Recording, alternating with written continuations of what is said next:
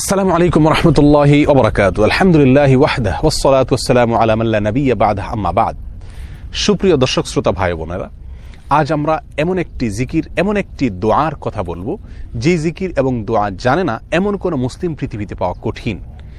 বলতে গেলে আমরা সকলেই এই দোয়া, এই জিকিরটি জানি, এই বাক্যটি মুখস্থ আমাদের আছে, কিন্তু এই বাক্যের যে ওজন, এই বাক্যের যে ওয়েট, এই বাক্যের যে গুরুত্ব, সেটা আমরা হয়তো অনেকেই উপলব্ধি করতে পারি না। মুস্তাদরাকে হাকিমে আবু সাঈদ খুদরি রাদিয়াল্লাহু তাআলা আনহু থেকে বিশুদ্ধ সূত্রে বর্ণিত এক হাদিসে নবী করিম সাল্লাল্লাহু আলাইহি সাল্লাম ইরশাদ করেছেন, একবার আল্লাহর নবী মুসা আলাইহিস সালাতু ওয়াস সালাম আল্লাহর কাছে দরখাস্ত করলেন, আল্লাহর কাছে আবেদন পেশ করলেন। তিনি আল্লাহর সঙ্গে সরাসরি কথোপকথন করতেন, সেজন্য কালিমুল্লাহ বলা হয় তাকে।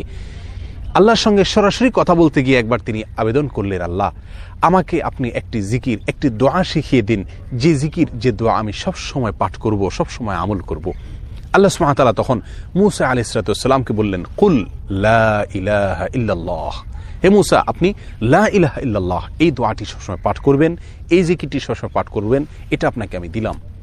মূসা আলাইহিস সালাতু ওয়াস সালাম কিছুটা আশ্চর্যান্বিত হয়ে আল্লাহ সুবহানাহু ওয়া তাআলাকে বললেন, আল্লাহ লা ইলাহা ইল্লাল্লাহ এটা তো এমন একটি বাক্য, এমন একটি জিকির, এমন একটি দোয়া যেটা সকলেই বলে, সব মানুষই বলে।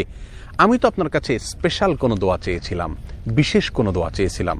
আল্লাহ সুবহানাহু ওয়া তাআলা তখন মূসা আলাইহিস সালাতু ওয়াস সালামকে বললেন, হে মূসা, যদি সপ্ত আসমান, সপ্ত জমিন এবং এই দুইয়ের মধ্যে যা কিছু আছে সব কিছুকে, আল্লাহর অস্তিত্ব ছাড়ার বাকি সব কিছুকে যদি একটি পাল্লায় রাখা হয়, একটি হাতে রাখা হয়, আর লা ইলাহা ইল্লাল্লাহ এই বাক্যকে যদি অপর হাতে, অপর পাল্লায় রাখা হয়, তাহলে লা ইলাহা ইল্লাল্লাহর পাল্লা ভারী হবে।